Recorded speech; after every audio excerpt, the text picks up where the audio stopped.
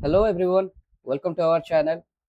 आज आम स्टार्ट करवा श्वसन चैप्टर जोटा कि जीव विज्ञान द्वितीय अध्याय रही दशम श्रेणी।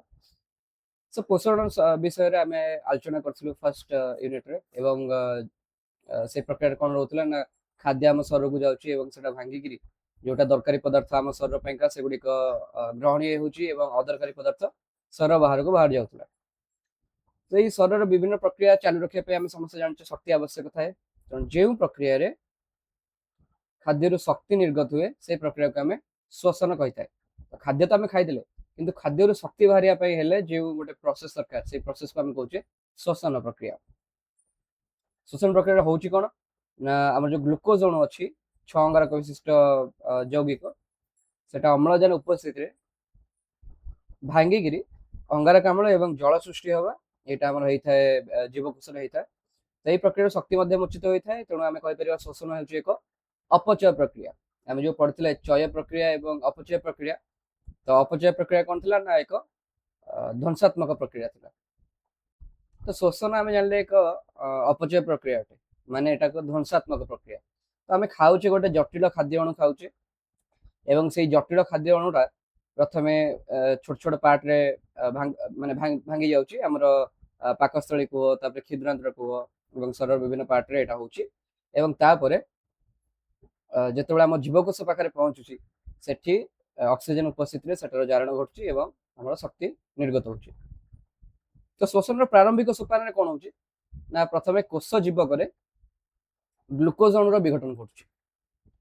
और जो ग्लूकोज रोचे C6H12O6 एटा हमर विघटन घटिकी दीटा पायरुविक एसिड सेटा परिणत होची। पायरुविक एसिड होची गोटे 3 अंगारक विशिष्ट यौगिक। ग्लूकोज थिला 6 अंगारक विशिष्ट 6 अंगारक भांगी जाकि हमर दीटा 3 अंगारक विशिष्ट यौगिक रे परिणत होची जहां को हमें पायरुविक एसिड बोली कहउचे। एटा होची सब प्रकार श्वसन रो प्रथम सोपान। हमर श्वसन दो प्रकार रहिबो, गोटे होची वायु उपजीवी आ गोटे होची वायु अपजीवी। जो वायु उपजीवी श्वसन रहउची सेटा कोन रहउची एवं वायु अपजीवी श्वसन कोन रहउची सेटा देखिबा।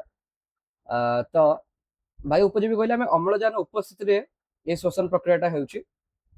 एटा मनुष्य प्राणी एवं उद्भिद कोशरे जोटा माइटोकॉन्ड्रिया रहउची सेठा रहिथा। वायु अपजीवी श्वसन सेटा अम्लजान अनुपस्थिति रे हेउची एवं एथिरे हमर प्रोडक्ट जो बाहर उत्पाद जो बाहर थाए कोन कोन ना ईस्ट क्षेत्र में आम सुरासर किण्वन कह जाए। आम पेशी कोष जो रोचे शरीर मांसपेशी रोचे तादे लैक्टिक अम्ल किण्वन होता है। तो दुटा आमको मन रखार अच्छे। जो श्वसन प्रथम पर्याय थिला से आम कौन होता गोटे 6 अंगारक विशिष्ट ग्लूकोज दीटा 3 अंगारक विशिष्ट पायरुवेट बा पायरुविक एसिड रे परिणत होता। आउ ए प्रक्रिया कह जाता ग्लाइकोलिसिस प्रक्रियाटा को कहगला। तापरे आमर सुरासर किण्वन के जो सेकंड प्रोसेस फर्स्ट प्रोसेस एटा हे गला। सेकंड प्रोसेस रे हम देखले सुरासर किण्वन हुए बा लैक्टिक एसिड किण्वन हुए। ए सब प्रक्रिया गुडा सेकंड प्रक्रिया हमर होचे सेकंड प्रोसेस होचे सेकंड स्टेप। सो मुक्त अम्लजान अभाव रे पायरुवेट रु इथानल बा सुरासार एवं अंगारकाम्ल सृष्टि हुए। साधारणतः ईस्ट रे एही प्रक्रिया होई थाए। एटा एक वायु अपजीवी श्वसन अटे। अब जो इथानल आम देखुचे वर्तमान टाइम रे भारत सरकार लागू कर 15% इथानल थिला ताकू 20% इथानल कहले माने पेट्रोल सहित मिसेकरी दहन पाइका एटा व्यवहार करा जाउची माने ईंधन आकार रे गाड़ी गुडी करे। तो से जो इथानल रहउची इथानल टा केमते सृष्टि होची ना मुक्त अम्लजान अभाव रे हमरो इथानल सृष्टि होची। तो इथानल हमर सुरासर जोटा मध्य पानीय भी रहउची सेटा भी हम कहि परिबा इथानल। तो यही सब आम जो सुरासर किण्वन प्रोसेस रहा ये अम्लजान अभाव रही। नेक्स्ट प्रोसेस रहा लैक्टिक अम्ल किण्वन। तो बेले बेले देख जदि तुम्हें जोरे दौड़ा स्टार्ट कर सपोज माराथन तो पेस रे ठीक ठाक दौड़ सब 100 मीटर रेस अच्छी 200 मीटर रेस अच्छी जो तुमको बहुत जोरे दौड़ार अच्छे। तो जो बहुत जोर दौड़ शरीर को आम जो अम्लजान आवश्यकता रोचे आम नाक मध्यम पार्टी मध्य जो दीटा अंग मध्यम नौचे अम्लजान सफिसीयंट हुए। तो जो सफिसीयंट अम्लजान आम शरीर में पहुँचबनी पेशी कोश ତାହେଲେ ଶୋଷଣ ତ ଚାଲିବା ଦରକାର, କାହିଁକିନା ଶରୀରକୁ ଶକ୍ତି ଆବଶ୍ୟକ। ଶରୀରରେ ଅନବର୍ତ ଆମର ଶକ୍ତି ଆବଶ୍ୟକ ରହୁଛି। ଆଉ ଯେତେବେଳେ ଦୌଡୁଛେ ବହୁତ ଜୋରେ, ତ ଅଧିକ ଅଧିକ ପରିମାଣରେ ଶକ୍ତି ଆବଶ୍ୟକ। ଯଦି ସେଇ ଶକ୍ତି ଆମକୁ ନ ମିଳିଲା, କଣ ହବ? ଆମର ବାକୁଲା ବା କ୍ରାମ୍ପ ମାଡ଼ିଥାଏ। ମାନେ କଣ? ଶରୀରକୁ ସଫିସିଏଣ୍ଟ ଅମ୍ଳଜାନ ମିଳିଲାନି। ଅମ୍ଳଜାନ ଅନୁପସ୍ଥିତିରେ ଆମର ଜାରଣ ଘଟିଲା। କାହାର ନା ଏଇ ଯୋଉ ପାଇରୁଭେଟ ବା ପାଇରୁଭିକ ଏସିଡର, ଏବଂ ଜାରଣ ଘଟିକି ସେଟା ଲାକ୍ଟିକ ଏସିଡରେ ପରିଣତ ହେଲା। ଲାକ୍ଟିକ ଏସିଡ ଯେତେବେଳେ ପରିଣତ ହେଉଛି, ସେଇଟା ଆମର ପେଶୀ କୋଷଟା ହଠାତ୍ ଶକ୍ତ ହେଇଯାଉଛି, ବା ସେଟାକୁ ଆମେ କଣ କହୁଛେ ନା କ୍ରାମ୍ପ କହୁଛେ। ଯେତେବେଳେ କ୍ରାମ୍ପ ହଉଛି, ତୁମେ ଟ୍ରାଏ କର କି ସେଇ ଜାଗାଟାକୁ, ଧର ପେଶୀ କୋଷ ରହିଲା, ତ ସେ ପେଶୀ କୋଷକୁ ଏମିତି ଟିକେ ହାତରେ ଏମିତି ଦବେଇ ଦେବା ପାଇଁ, ସୋ ଦ୍ୟାଟ୍ ସେ ରିଲିଜ ହେଇଯାଉ ଲାକ୍ଟିକ ଏସିଡଟା। ତ ତୁମେ କଣ କର ନା, ଯେତେବେଳେ ରେଷ୍ଟ ତୁମେ ନବ, ରେଷ୍ଟ ନେଲା ବେଳେ ଶରୀର ଅମ୍ଳଜାନ ନେଇକିରି ସେ ଯୋଉ ଲାକ୍ଟିକ ଏସିଡ ଆମର ବାହାରିଥିଲା ତାକୁ ନଲିଫାଇ କରିବ, ମାନେ ନର୍ମାଲାଇଜ କରିଦବ, କି ସେଟା ଧୀରେ ଧୀରେ ଧୀରେ ମିଶିଯିବ। ତାକୁ ତମେ ରେଷ୍ଟ ନେଲେ ତୁମର ଏଇ ଯୋଉ ଗୋଡ ହାତ ଦର୍ଜ ଥାଏ, ଲାକ୍ଟିକ ଏସିଡ ସକାଶେ ଯୋଉ ଆମର ବାକୁଲା ବା କ୍ରାମ୍ପ ହେଇଯାଇଥାଏ, ସେଟା ଭଲ ହେଇଯାଏ। ତ ଏଇଟା ରହୁଛି ଲାକ୍ଟିକ ଅମ୍ଳ କିରଣ। ଆଉ ଗୋଟେ ରହିଲା କ୍ରେବସ୍ ଚକ୍ର। ବାୟୁ ଉପଜୀବୀ ଶୋଷଣରେ ମାଇଟୋକଣ୍ଡ୍ରିଆରେ ଅନେକ ଏଞ୍ଜାଇମ ଏବଂ କୋଏଞ୍ଜାଇମ ଥିବା ଯୋଗୁଁ ପାଇରୁଭେଟରୁ ସାଇଟ୍ରିକ ଏସିଡ ଏବଂ ପରେ ପରେ ବିଭିନ୍ନ ଅମ୍ଳ ଚକ୍ରାକାରରେ ସୃଷ୍ଟି ହୁଏ। ମାନେ ଆମର ଯୋଉ ମାଇଟୋକଣ୍ଡ୍ରିଆ ରହିଲା,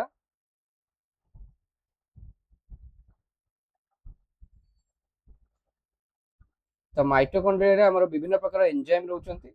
କୋ ଏଞ୍ଜାଇମ ମାନେ ସହ ଏଞ୍ଜାଇମ ଏବଂ ସହ ଏଞ୍ଜାଇମ, ଏମାନଙ୍କ ସହାୟତାରେ ଆମର କଣ ହଉଛି, ଏ ଯୋଉ ପାଇରୁଭେଟରୁ ସାଇଟ୍ରିକ ଏସିଡ ବି ବାହାରୁଛି, ଏବଂ ବିଭିନ୍ନ ପ୍ରକାର ଅମ୍ଳ ଆମର ଚକ୍ରାକାରରେ ସୃଷ୍ଟି ହଉଛି। ଏଟାକୁ ସାର୍ ହ୍ୟାନ୍ସ କ୍ରେବ୍ ଦର୍ଶାଇଥିବାରୁ ପ୍ରଥମେ ଏଟାକୁ କ୍ରେବସ୍ ଚକ୍ର କୁହାଯାଏ, ଏବଂ ଏଥିପାଇଁକା ତାଙ୍କୁ ନୋବେଲ ପୁରସ୍କାର ମଧ୍ୟ ମିଳିଥିଲା। ତ ଏଠି ଆମର କଣ ହେଲା କି ଯୋଉ ବାୟୁ ଉପଜୀବୀ ଶୋଷଣ ରହୁଛି, ଏଥିରେ ଉତ୍ପନ୍ନ ଶକ୍ତିର ପରିମାଣ ଅଧିକ ଥାଏ। 38ଟି ଏଟିପି ଅଣୁ ତା ଦେହରେ ପାଇଥାଏ। ଆମେ ଜାଣିଛେ କଣ, ଗୋଟେ ଏଟିପି ଅଣୁ ହଉଛି ଶକ୍ତି ମୁଦ୍ରା, ଆମେ ଯୋଉ କହିଥାଏ କୋଷର ଶକ୍ତି ମୁଦ୍ରା ଆମେ କହିଥାଏ ଏଟିପି ଅଣୁକୁ। ତ 38ଟା ଏଟିପି ଅଣୁ ଜାତ ହୋଇଥାଏ, ଏବଂ ଏଥିରେ ଗ୍ଲୁକୋଜର ସମ୍ପୂର୍ଣ୍ଣ ଜାରଣ ହୁଏ। କିନ୍ତୁ ବାୟୁ ଅପଜୀବୀ ଶୋଷଣରେ ମାତ୍ର 2ଟା ଏଟିପି ଅଣୁ ବାହାରିଥାଏ। ଅପଜୀବୀ ଶୋଷଣ ଏକ୍ସାମ୍ପଲ କଣ ଥିଲା ନା, ଏଇ ଯୋଉ ସୁରାସର କିଣନ ଆଉ ଲାକ୍ଟିକ ଅମ୍ଳ କିଣନ ଆମ ମାଂସପେଶୀରେ ଯୋଉ ହେଇଥାଏ, ଏଥିରେ ଗ୍ଲୁକୋଜର ଅସମ୍ପୂର୍ଣ୍ଣ ଜାରଣ ହୋଇଥାଏ। ତେଣୁକରି ଯେତିକି ଶକ୍ତି ମିଳିବା କଥା ସେତିକି ଶକ୍ତି ମିଳିପାରେନି। ତବେ ମୋଟାମୋଟି ଭାବରେ ବର୍ତ୍ତମାନ ପର୍ଯ୍ୟନ୍ତ ଯେତିକି ପଢିଲେ, ସେଟାକୁ ଗୋଟେ ଯଦି ଆମେ ଦେଖେଇବା ଡାଇଗ୍ରାମ ହିସାବରେ, ତ ପ୍ରଥମେ କଣ ହେଲା, ପ୍ରଥମେ ଆମେ ପାଇଲେ ଗ୍ଲୁକୋଜ ଅଣୁ, ଯୋଉଟା କି ଥିଲା 6 ଅଙ୍ଗାରକ ବିଶିଷ୍ଟ C6H12O6। ତ ପ୍ରଥମେ କଣ ହେଲା, ଏଟା ଭାଙ୍ଗିଲା କୋଷ ଜୀବକରେ। କୋଷ ଜୀବକ ହେଲା ତା ଲୋକେସନ, ଭାଙ୍ଗିକିରି 2ଟି ପାଇରୁଭେଟ ଆମେ କହିପାରିବା, ବା ପାଇରୁଭିକ ଏସିଡ, 2ଟି ପାଇରୁଭେଟ ଆମର ବାହାରିଲା। ତ ୟା ପରେ 2ଟା ପ୍ରୋସେସ ରହିଯାଉଛି। ଗୋଟେ ହଉଛି ବାୟୁ ଉପଜୀବୀ ଶୋଷଣ, ଆଉ ଗୋଟେ ହଉଛି ବାୟୁ ଅପଜୀବୀ ଶୋଷଣ। ତ ବାୟୁ ଉପଜୀବୀ ଶୋଷଣରେ କଣ ହଉଛି ନା, ଏଠି ଆମର ଅମ୍ଳଜାନ ଉପସ୍ଥିତିରେ ଆମର ଅଙ୍ଗାରକାମ୍ଳ ବାହାରୁଛି, ଯୋଉଟାକୁ ଆମେ CO2 କହିପାରିବା, ଜଳ ବାହାରୁଛି H2O କହିପାରିବା, ଏବଂ 38ଟି ଏଟିପି ଅଣୁ ଜାତ ହେଉଛି। ଏବଂ ଯୋଉ ଅପଜୀବୀ ଶୋଷଣ ରହିଲା, ଅପଜୀବୀ ଶୋଷଣଟା କଣ ରହିଲା ନା, ସେଥିରେ ଆମର 2 ପ୍ରକାର ରହୁଛି। ଗୋଟେ ରହିଲା କଣ ନା ସୁରାସର କିଣନ,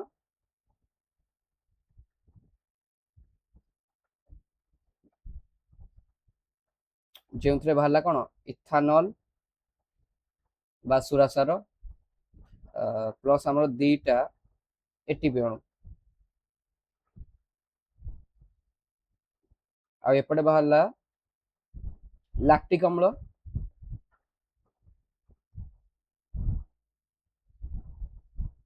ପ୍ଲସ୍ ସେଇ 2ଟା ଏଟିପି ଅଣୁ। ସो ଏତିକି ଆମର ଓଭରଅଲ ରହିଲା ଶୋଷଣ, ଆମ ଯୋଉଟା ଜୀବକୋଷ ଭିତରେ ହଉଛି ଆମେ ଏଟା ଜାଣିଲେ। ତ ଲାକ୍ଟିକ ଅମ୍ଳ କିଣନ କେଉଁଠି ହେଇଥାଏ ନା ମାଂସପେଶୀରେ, ସୁରାସର କିଣନ କୋଉଠି ହେଇଥାଏ ନା ଆମର ଇଷ୍ଟ,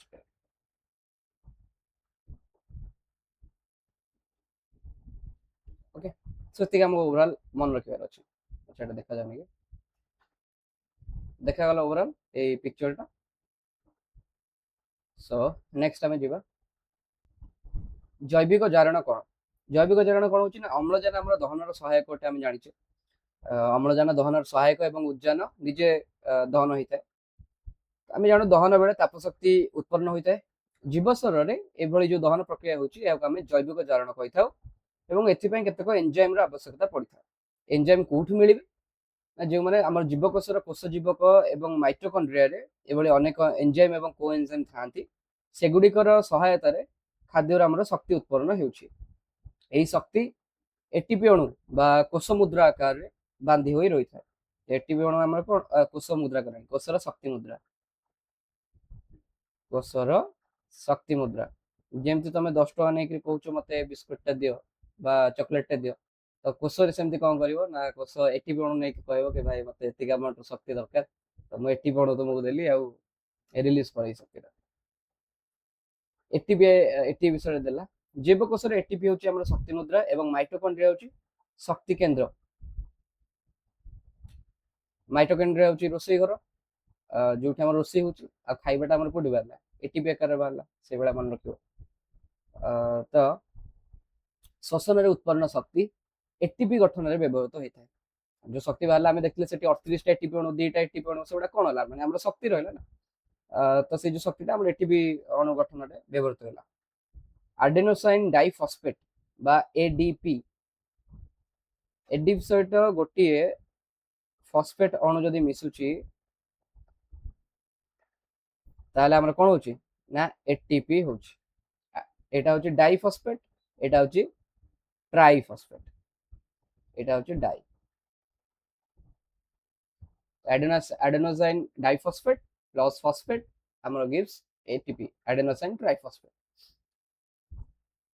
ଆଉ ଗୋଟିଏ ଏଟିପି ଅଣୁ ଯେତେବେଳେ ଆମର ଭାଙ୍ଗୁଛି ସେଟା ଆମର କଣ ହଉଛି ନା ଆଡେନୋସାଇନ୍ ଡାଇଫସଫେଟ ରେ ପରିଣତ ହେବ ଏବଂ ଗୋଟେ ଫସଫେଟ ଅଣୁରେ ପରିଣତ ହେବ। ଆଉ ଏଥିରେ ଆମର କେତେ ପରିମାଣରେ ଶକ୍ତି ନିର୍ଗତ ହଉଛି ନା ପାଖାପାଖି 30.5 କିଲୋ ଜୁଲ ଶକ୍ତି ନିର୍ଗତ ହେଉଛି। ଗୋଟେ କିଲୋ ଜୁଲ କେତେ 1000 ଜୁଲ ଶକ୍ତି।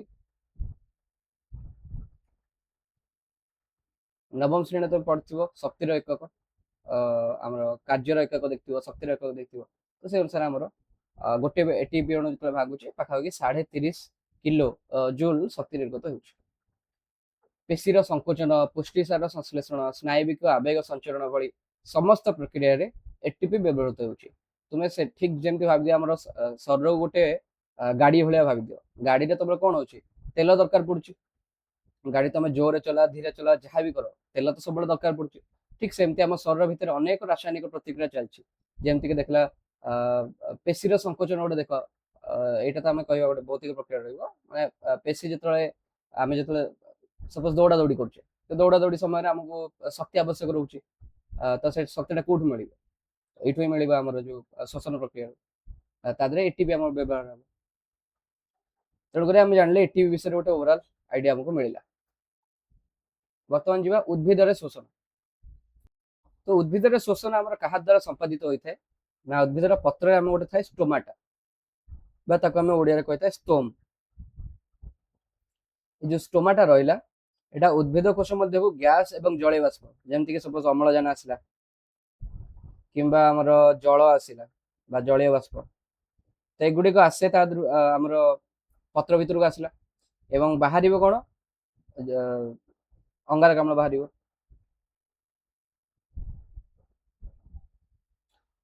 ତ ଏଇ ସବୁ ପ୍ରକ୍ରିୟା ପାଇଁ ଆମର ବ୍ୟବହାର ହଉଛି। ତ ଏଇ ବାଟ ଦେଇକି ଅଙ୍ଗାରକାମ୍ଳ ଏବଂ ଅମ୍ଳଜାନର ଗ୍ୟାସ ବିନିମୟ ଘଟିଥାଏ।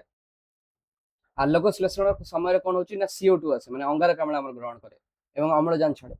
କିନ୍ତୁ ଯେତେବେଳେ ଗଛ ଶ୍ୱାସକ୍ରିୟା କରୁଛି ବା ଶୋଷଣ ପ୍ରକ୍ରିୟା କରୁଛି ସେ ପ୍ରକ୍ରିୟା କଣ ହଉଛି ନା ଅମ୍ଳଜାନକୁ ବ୍ୟବହାର କରାଯାଏ, ମାନେ O2 ବ୍ୟବହାର କରାଯାଏ ଏବଂ ଅଙ୍ଗାରକାମ୍ଳ ବହିର୍ଗତ ନ ହୋଇ ନିଜ କୋଷ ଭିତରେ ବ୍ୟବହୃତ ହୋଇପାରେ। ବଟ ଅଙ୍ଗାରକାମ୍ଳ ବି ଉଦ୍ଭିଦ ଛାଡିଥାଏ। ସେଥିପାଇଁ ତମେ ଦେଖିଥିବ କୁହାଯାଏ କି ଗଛ ମୂଳରେ ରାତି ବେଳା ଆମେ ଶୋଇବା ନାହିଁ। କାହିଁକି ନା ଗଛ ଦିନ ବେଳା ଯେତେବେଳେ ସୂର୍ଯ୍ୟାଲୋକ ଉପସ୍ଥିତି ଥାଏ ସେଇ ସମୟରେ ଗଛ ଆମର ଆଲୋକ ଶ୍ଲେଷଣ ପ୍ରକ୍ରିୟାରେ ଖାଦ୍ୟ ପ୍ରସ୍ତୁତ କରିଥାଏ ଏବଂ ଅମ୍ଳଜାନ ବାହାରକୁ ଛାଡିଥାଏ। ତେଣୁକରି ତୁମେ ସେଇ ସମୟରେ ଗଛ ମୂଳରେ ଶୋଇବ, କିଛି ପ୍ରୋବ୍ଲେମ ନାହିଁ, ଅମ୍ଳଜାନ ତୁମକୁ ସଫିସିଏଣ୍ଟ ମିଳିବ। କିନ୍ତୁ ଯେତେବେଳେ ରାତ୍ରି ସମୟରେ ଗଛ ଆମର ଶ୍ଵସନ ପ୍ରକ୍ରିୟା କରିଥାଏ, ତେଣୁକରି ସେଇ ସମୟରେ ଅଙ୍ଗାରକାମ୍ଳ ବହୁତ ପରିମାଣରେ ସେ ବାହାରକୁ ଛାଡ଼ିଥାଏ। ବହୁତ ପରିମାଣ ମାନେ ଆମଠାରୁ ତ କମ ଭାଇ। ଓକେ, ବିକଜ ଅଙ୍ଗାରକାମ୍ଳ ନିଜ କୋଷ ଭିତରେ ମଧ୍ୟ ବ୍ୟବହାର ହେଇପାରେ ଉଦ୍ଭିଦରେ। ଉଦ୍ଭିଦ ଶରୀରରେ ଅମ୍ଳଜାନ ପ୍ରବେଶ ପାଇଁ ନିର୍ଦ୍ଦିଷ୍ଟ ଅଙ୍ଗ ନଥାଏ, ତେଣୁ ପ୍ରବେଶ କରିବା ପରେ ଏହା ଗୋଟିଏ କୋଷରୁ ଅନ୍ୟ କୋଷକୁ ବିସରିତ ହୋଇଥାଏ। ଆମେ ବିସରଣ ପ୍ରକ୍ରିୟା 9th କ୍ଲାସ ବୋଧେ ପଢିଥିଲେ, ଡିଫ୍ୟୁଜନ।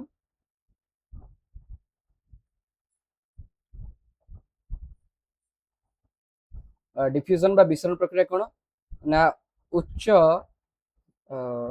କନସେନ୍ଟ୍ରେସନ ଅଞ୍ଚଳ, ମାନେ ହାଇ କନସେନ୍ଟ୍ରେସନ ଯୋଉଠି ଥାଏ, ଉଚ୍ଚ ସାନ୍ଦ୍ରତା କହିପାରିବା ବୋଧେ, ତ ଠିକ ଅଛି ସାନ୍ଦ୍ରତା, ତ ଉଚ୍ଚ ସାନ୍ଦ୍ରତାରୁ ଆମର ନିଚ ସାନ୍ଦ୍ରତା ମାନେ କମ ସାନ୍ଦ୍ରତା ଥିବା ଅଞ୍ଚଳକୁ ଆମର ଗ୍ୟାସ ର ଫ୍ଲୋ ହେଲା କିମ୍ବା କହିପାରିବା ଜଳର ଫ୍ଲୋ ହେଲା। ତ ଉଚ୍ଚ ସାନ୍ଦ୍ରତାରୁ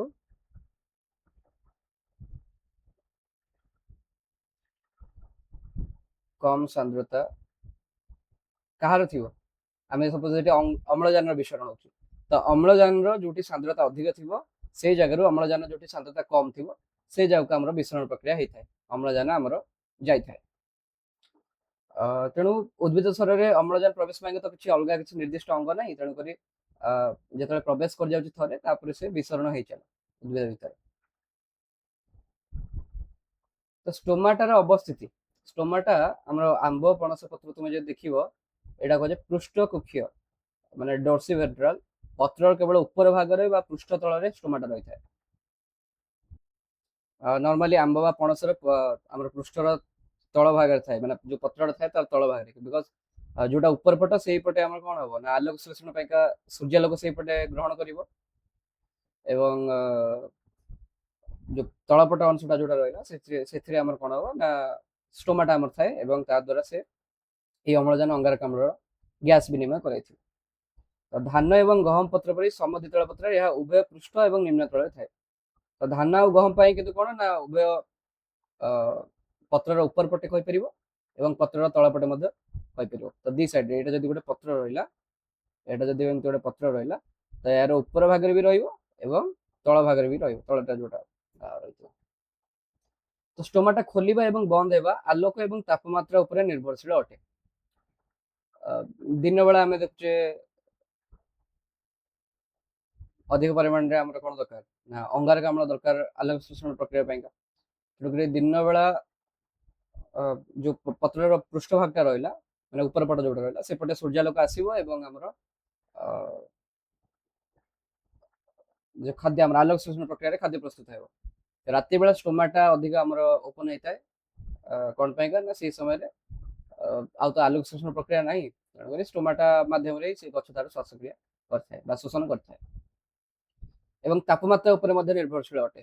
जदि अधिक तापमात्रा अच्छी तो गछ पाखे चान्स रोचे कि तार जलीय अंश से अधिक हरई पारे, तेणुक से अनुसार गचर रेगुलेसन करने छड़ा जीव आलोक और तापमात्रा उपर निर्भरशील हो स्टोमाटार खोलिबा एवं बंद हवा। यार गोटे भिडियोटे मुझे लिंक रे पकईदेवी जोटा कि तुमने देखिपर यूट्यूब ही छाड़ी जो स्टोमटा केमती खोलुचे बंद हो गोटे सर्टे मु अपलोड करथिले, तो सेटा तुमे देखिपर तादरे आसो जो कौन आई बटन में। ओके, हमारे स्टोमाटा जो रोचे किसी एमती देखा जाए स्टोमाटा देख पार्थुव। तो स्टोमाटार एटा रोचे तार नेस्टी, तो एटा रोचे नेस्टी, तापरे हमर जो रोचे हरित लबक, तो ये रोचे तार कोष भित्ति एटा देख पार्थुव, ये जो बाहर ग्रीन कलर आवरणटा रोचे सेटा होची कोन ना कोष भित्ति। तो स्टोमाटा ये आम बंद अवस्था अच्छी एवं ये तुम देख पार्थ एटा खोला अच्छी, तो एमती खोला हवा एवं बंद हवा प्रक्रिया बंद हवा समय ही से तार गैस विनिमय करता है। बर्तमान देखिए प्राणी मान शोषण विषय में। प्राणी माने केउ केउ प्रक्रिया संपादन करथांती निज शोषण। प्रथमे देखिले विसरण प्रक्रिया बा डिफ्यूजन जोटा कहिथिले, प्रोटोजोआ, पोरिफेरा एवं हाइड्रा जातीय प्राणी एमाने कौन करती ना जल जो अम्लजान द्रवीभूत होता है ସେଇ ଅମ୍ଳଜାନକୁ ସିଧାସଳଖ ଗ୍ରହଣ କରିଥାନ୍ତି। ତ ତାଙ୍କ ଶରୀରରେ ବିସରଣ ପ୍ରକ୍ରିୟାରେ ହିଁ ହେଉଛି ଆମର ଶ୍ୱସନ। ନେକ୍ସଟ ଆସିଲା ଚର୍ମ ଦ୍ୱାରା କିଏ କରେ? ଜିଆ, ଜୋକ ଏବଂ ବେଙ୍ଗ। ତ ଓଦା ଚର୍ମ ବାଟ ଦେଇ ବାୟୁମଣ୍ଡଳର ମୁକ୍ତ ଅମ୍ଳଜାନ ଦ୍ରବୀଭୂତ ହୋଇ ବ୍ୟବହୃତ ହୁଏ। ବେଙ୍ଗ ଯେତେବେଳେ ଶୀତ ଶକ୍ତି କରେ ସେତେବେଳେ କେବଳ ଚର୍ମ ଦ୍ୱାରା ହିଁ ସେ ଶ୍ୱାସକ୍ରିୟା କରିଥାଏ। ବେଙ୍ଗ ପାଖରେ ଫୁସଫୁସ୍ ବି ଅଛି, ବଟ୍ ଯେତେବେଳେ ବେଙ୍ଗ ଶୀତ ଶକ୍ତିରେ ଥାଏ ସେ କେବଳ ଚର୍ମ ଦ୍ୱାରା ଶ୍ୱାସକ୍ରିୟା କରେ। କିନ୍ତୁ ଆମର ଯୋଉ ଜିଆ, ଜୋକ ରହିଲେ ସେମାନେ ଓଦା ଚର୍ମ ବାଟ ଦେଇକିରି ହିଁ ବାୟୁମଣ୍ଡଳର ମୁକ୍ତ ଅମ୍ଳଜାନକୁ ବ୍ୟବହାର କରିଥାନ୍ତି। ଶ୍ୱାସରନ୍ଧ୍ର କାହାର ରହିଲା ନା ଅସରପା ଆମର ଯୋଉ ରହୁଛି, ଅସରପା ପରି କୀଟପତଙ୍ଗ ଯୋଉମାନେ ରହିଲେ ସେମାନେ ଶ୍ୱାସରନ୍ଧ୍ର ମଧ୍ୟ ଦେଇ ଅମ୍ଳଜାନ ଶର ମଧ୍ୟକୁ ଗ୍ରହଣ କରିଥାନ୍ତି। ଏବଂ ଗାଲି ଆମର ଯୋଉ ରହିଲା, କଙ୍କଡା, ଚିଙ୍ଗୁଡି, ଗେଣ୍ଡା, ଶାମୁକା, ମାଛ, ବେଙ୍ଗର ଲାର୍ଭା ବା ଶୁକ ଅବସ୍ଥାରେ ଗାଲି ମାଧ୍ୟମରେ ଆମର ଜଳଚର ପ୍ରାଣୀ ମାନେ ଅମ୍ଳଜାନ ଗ୍ରହଣ କରିଥାନ୍ତି। ଆଉ ଫୁସଫୁସ ମାଧ୍ୟମରେ ଆମେ ସାପ, କୁଅ, ପାରା, ବତକ, ବାଦୁଡି, ମନୁଷ୍ୟ ଆମେ ସମସ୍ତେ ନେଇଥାଏ ଆମର ଯୋଉ ଅମ୍ଳଜାନ ଗ୍ରହଣ କରିଥାଏ ଏବଂ ଶୋଷଣ ପ୍ରକ୍ରିୟା ଆମର ହେଇଥାଏ, ସମ୍ପାଦିତ ହୋଇଥାଏ। କଇଁଛ, କୁମ୍ଭୀର, ତିମି ମାଛ ପାଣିରେ ରହୁଥିଲେ ମଧ୍ୟ ଫୁସଫୁସ ଦ୍ୱାରା ସେମାନେ ଶ୍ୱାସକ୍ରିୟା କରିଥାନ୍ତି। ତ ଏଇଟା ଏକ୍ସେପସନ ତ ମନେ ରଖିବାର ଅଛି। ତ ଏଇଠି ଦେଖିପାରୁଥିବ ଅସରପା ଦେଲା ଏହାର ଶ୍ୱାସରନ୍ଧ୍ର ଥାଏ, ଯୋଉଟା ଏଠି ରହିଛି। ଏଠି ଦେଖିପାରୁଥିବ ଯୋଉ ସ୍ପାଇରାକଲ ଲେଖା ହେଇଛି ଏଇଟା ହଉଛି ଶ୍ୱାସରନ୍ଧ୍ର। ତ ଅସରପାର ଏଇଟା ହଉଛି ଶ୍ୱାସରନ୍ଧ୍ର, ଏମିତି ଅଛି। ତ ତା ମାଧ୍ୟମରେ ହିଁ ସେ କରୁଛି ତାର ଶ୍ୱାସକ୍ରିୟା। ଆଉ ବେଙ୍ଗ ପାଇଁକା ଏଇଠି ଦେଇଛି ଚର୍ମରେ ରହୁଛି ଆମର ଶ୍ୱାସକ୍ରିୟା ପାଇଁକା, ବେଙ୍ଗର ସେଟା ଗୋଟେ ଅଙ୍ଗ ରହୁଛି। ଆଉ ଗାଲି ଆମେ ମାଛ ମାଧ୍ୟମରେ ଏଠି ଦେଖିପାରୁଛୁ, ମାଛ ମଧ୍ୟରେ ଏଠି ଗାଲି ରହିଲା ଏବଂ ଗାଲି ମାଧ୍ୟମରେ ସେ ଶ୍ୱାସକ୍ରିୟା କରିଥାଏ। ବର୍ତ୍ତମାନ ଆମେ ଉଦ୍ଭିଦ ବିଷୟରେ ଜାଣିଗଲେ ଏବଂ ଅନ୍ୟ ଜୀବଜନ୍ତୁଙ୍କ ବିଷୟରେ ଜାଣିଗଲେ। ଏବେ ଆମେ ଆସିବା ମଣିଷ ପାଖକୁ। ମଣିଷର ଶ୍ୱାସତନ୍ତ୍ର ବିଷୟରେ ଡିଟେଲରେ ଜାଣିବା। ତ ମନୁଷ୍ୟ ଶରୀରରେ ଶ୍ୱାସତନ୍ତ୍ରର ବିଭିନ୍ନ ଅଂଶ କ୍ରମ ଅନୁସାରେ ଆମର ରହୁଛି। ପ୍ରଥମେ ଆସିଲା ନାସା ରନ୍ଧ୍ର, ଯୋଉଟାକି ଆମେ ନାକ ପୁଡା ଯୋଉ କହୁଛେ, ନାସା ପଥ, ଗ୍ରସନୀ, ଶ୍ୱାସନଳୀ, ଶ୍ୱାସନଳିକା ଏବଂ ଫୁସଫୁସ, ଏତିକି ହଉଛି ଆମର ଶ୍ୱାସତନ୍ତ୍ର। ପ୍ରଥମେ ଆସିଲା ନାସା ରନ୍ଧ୍ର। ଶ୍ୱାସପତ୍ରର ଦ୍ୱାର ଭାବରେ ଦିଟା ନାକ ପୁଡା ଆମର ରହିଛି। ଆଉ ଏଇଟା କଣ ରହୁଛି ନା କାର୍ଟିଲେଜ ଦ୍ୱାରା ଗଠିତ। ଏ ଯୋଉ ନାକ ନାସା ରନ୍ଧ୍ର ଯୋଉ ରହୁଛି ସେଟା କାର୍ଟିଲେଜ ଦ୍ୱାରା ଗଠିତ, ମାନେ ବୋନ ଏଥିରେ ନଥାଏ, ଏଇଟା ହଉଛି କାର୍ଟିଲେଜ ଦ୍ୱାରା ଗଠିତ ହଉଛି, ଅଗ ଉପସ୍ଥିତ ସେଟା କହୁଛି ଆମେ। ସୋ ନାସା ପଥ ବାହ୍ୟ ନାସା ରନ୍ଧ୍ର ଦେଇକି ବାୟୁ ପ୍ରବେଶ କଲା ଏବଂ ତାପରେ ଧୀରେ ଧୀରେ ଆମର ଯୋଉ ନାସା ରନ୍ଧ୍ର ରହୁଛି ତା ଦେଇକିରି ଶର ଭିତରକୁ ଗଲା। ତ ଯେତେବେଳେ ଯାଉଛି ତୁମେ ଦେଖିବ ନାକ ଭିତରେ ଆମର ପତଳା ପତଳା କେଶ ଥାଏ ଏବଂ ଯେତେବେଳେ ଥଣ୍ଡା ହେଇଥାଏ ତୁମେ ଜାଣିପାରୁଥିବ ଲିକ୍ୱିଡ ସେଠୁ ଡିସଚାର୍ଜ ହୁଏ। ତାମାନେ କଣ, ସେଠି ଆମର ମିକସ୍ ଝିଲି ରହୁଛି। ଯୋଉ କେଶ ଆମେ କହୁଛେ ସେଟା ଆମେ ସେଠି ଆମର କଣ ରହୁଛି ନା ମ୍ୟୁକସ୍ ଝିଲି ରହୁଛି, ଯାହା ଦ୍ୱାରା ଧୂଳିକଣା ଏବଂ ଜୀବାଣୁ ସେଥିରେ ଲାଗିକି ରହିଯାନ୍ତି। ବର୍ତ୍ତମାନ ସମୟରେ ତ ଏତେ ପ୍ରଦୂଷଣ ହେଲାଣି, ତେଣୁକରି ତୁମେ ରେଗୁଲାରଲି ନାକଟା ସଫା କରିବା ଦରକାର। ମର୍ଣ୍ଣିଂରେ ହଉ ବା ଇଭିନିଂରେ ହଉ ଯେତେବେଳେ ମୁହଁ ଦଉଛ ନାକ ସଫା କରିବା ଦରକାର। ଆଉ ତୁମେ ସେତେବେଳେ ଅନୁଭବ କରିପାରୁଥିବ କେତେ ପରିମାଣରେ ଆମେ ଛୋଟ ଛୋଟ ପାର୍ଟିକଲ୍ସ ନଉଛେ, ଧୂଳିକଣା ଏବଂ ଜୀବାଣୁ ଆମ ଶରୀର ଭିତରକୁ ନଉଛେ।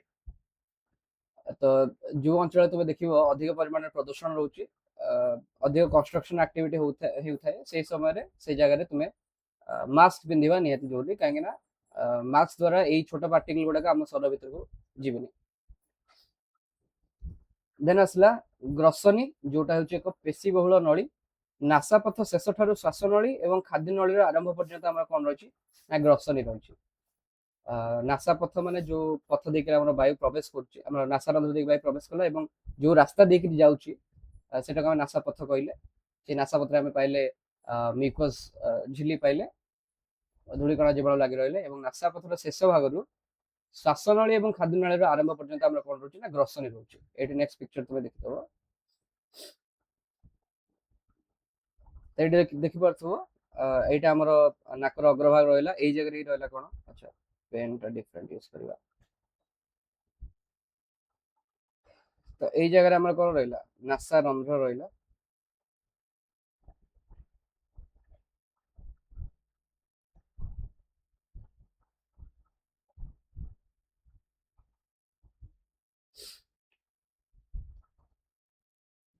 ଏଇ ଜାଗାରେ ଆମର ପାଖାପାଖି ନାସା ରନ୍ଧ୍ର ରହିଲା, ନାସା ରନ୍ଧ୍ର ଦେଇକି ଭିତରକୁ ଯାଉଛି। ତ এইটা হচ্ছে আমার নাসা পথ, এটা যে দেখছে এটা হলো নাসা পথ। তো ନାସା ପଥ ପରେ ଆମର ଯୋଉ ଦେଖା ଯାଉଛି ଫ୍ୟାରିଙ୍ଗ୍ସ ଦେଖା ଯାଉଛି, ମାନେ ଆମେ ଯୋଉଟା ଗ୍ରସନୀ କହୁଛୁ, ସେଟା କଣ ରହିଲା ନା ନାସା ପଥର ଏଣ୍ଡ ଠାରୁ ଖାଦ୍ୟ ନଳୀର ବା ଶ୍ୱାସନଳୀର ଆରମ୍ଭ ପର୍ଯ୍ୟନ୍ତ। ତ ଏଇ ଯୋଉ ପାର୍ଟଟା ଦେଖୁଛ, ଏଇ ପାର୍ଟଟାକୁ ଆମେ କହୁଛେ ଫ୍ୟାରିଙ୍ଗ୍ସ କହୁଛେ ବା ଗ୍ରସନୀ କହୁଛେ। ଓକେ, ତାପରେ ଏଇଟା ଦେଖୁଛ ଶ୍ୱାସନଳୀ, ଏଇଟା ଦେଖିପାରୁଛ ଶ୍ୱାସନଳୀ। ଆଉ ଏଇଟା ହଉଛି ଆମର ଯୋଉ ସ୍ୱର ପେଟିକା ରହୁଛି, ଯୋଉଠୁ ଆମର ଆବାଜ ବାହାରୁଛି, ସେଟା ହଉଛି ଆମର ସ୍ୱର ପେଟିକା, ଏଇଠି ରହୁଛି ଲ୍ୟାରିଙ୍ଗ ସେଟା କହୁଛେ। ତାପରେ ଶ୍ୱାସନଳୀଟା ଆମର ଦିଟା ଭାଗରେ ଏଠି ବିଭକ୍ତ ହେଇଯାଉଛି, ଫୁସଫୁସ ଦିଟା ଫୁସଫୁସ କୁ ଯାଉଛି, ଦିଟାକୁ ଆମେ କଣ କହୁଛେ ବ୍ରୋଙ୍କାଇ କହୁଛେ। ଆଉ ଏଇଟା ହଉଛି ଡାହାଣ ପଟ ଫୁସଫୁସ, ଏଇଟା ହଉଛି ବାଁ ପଟ ଫୁସଫୁସ। ଆଉ ଫୁସଫୁସ ତଳକୁ ତୁମେ ଦେଖିପାରୁଥିବ ଏଇଠି କଣ ଅଛି ନା ମଧ୍ୟଛଦା ରହୁଛି। ଏଇଟା ଯୋଉ ଦେଖୁଛ ଏଇଟା ହେଲା ମଧ୍ୟଛଦା। ମୁଁ ଖାଲି ଏ ଲାଗ ଅଙ୍ଗ କହିଦଉଛି, ତାପରେ ସେଠି ଆମେ ଡିଟେଲରେ ଡିସ୍କସ କରିବା ତା ବିଷୟରେ। ଆଉ କୋଟରିକା ରହୁଛି, ଏଇଠି ଯୋଉ ଛୋଟ ଛୋଟ ଛୋଟ ଛୋଟ ଦେଖାଯାଉଛି ଅଙ୍ଗୁର ଭଳିଆ ପେନ୍ଥା ପେନ୍ଥା ଦେଖାଯାଉଛି, ଏମିତି ବାହାରୁଛି ଅଙ୍ଗୁର ଭଳିଆ ଏମିତି ଦେଖାଯାଉଛି, ଏଗୁଡା ହଉଛି କୋଟରିକା। ଓକେ, ଏଗୁଡା ହେଲା କୋଟରିକା। ତ ଓଭରାଲି ଆମକୁ ଆମର ଯୋଉ ଶ୍ୱାସତନ୍ତ୍ର ରହିଲା ତା ବିଷୟରେ ଆମେ ଜାଣିପାରିଲେ। ଆମେ ନେକ୍ସଟ ଆମେ ଡିଟେଲରେ ପଢିବା ଏମାନଙ୍କ ବିଷୟରେ। ତ ଯୋଉ ଆମ ଗ୍ରସନୀ ରହିଲା, ଗ୍ରସନୀ ଯୋଉଟା ନାସା ପଥ ପାଖରେ ଯୋଉଟା ରହିଲା ସେଟାକୁ ଆମେ କହୁଛେ ନାସା ଗ୍ରସନୀ ବା ନାଜୋଫ୍ୟାରିଙ୍ଗ୍ସ। ଯୋଉଟା ଆମର ମୁଖ ଗହ୍ୱର ନିକଟରେ ରହିଲା ସେଟାକୁ ଆମେ କହୁଛେ ଓରୋଫ୍ୟାରିଙ୍ଗ୍ସ ବା ମୁଖ ଗ୍ରସନୀ। ତାପରେ ଟନସିଲ, ଗ୍ରସନୀର ପଛକାନ୍ତରେ ଥିବା ଏକ ଲସିକାଭ ଅଙ୍ଗ ଲିମ୍ଫଏଡ ଅର୍ଗାନ। ଆଚ୍ଛା, ଲସିକାଭ ଅଙ୍ଗ କଣ?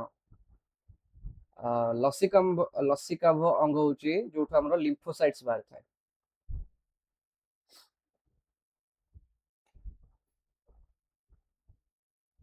ତ ଆମର ଯୋଉ ଏଇ ଯୋଉ ରହିଲେ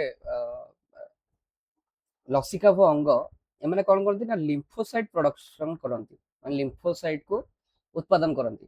ଏବଂ ଏଇ ଲିମ୍ଫୋସାଇଟ୍ ଆମର କାମରେ ଲାଗିଥାଏ ଶରୀରର ଯୋଉ ଇମ୍ୟୁନ ସିଷ୍ଟମ ରହୁଛି, ଆମର ରୋଗ ପ୍ରତିରୋଧକ ଶକ୍ତି ରହୁଛି, ତା ପାଇଁକା ଆମର ଆବଶ୍ୟକତା ରହିଥାଏ ଏଇ ଲିମ୍ଫୋସାଇଟ୍ ମାନଙ୍କର।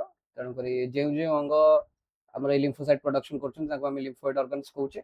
ଆମର ଉଦାହରଣ ରହୁଛି ସ୍ପ୍ଲିନ୍ ଆମର ରହୁଛି, ଯୋଉଟାକୁ ଆମେ ଓଡିଆରେ ବୋଧହୁଏ ପ୍ଲିହା କହୁଛେ।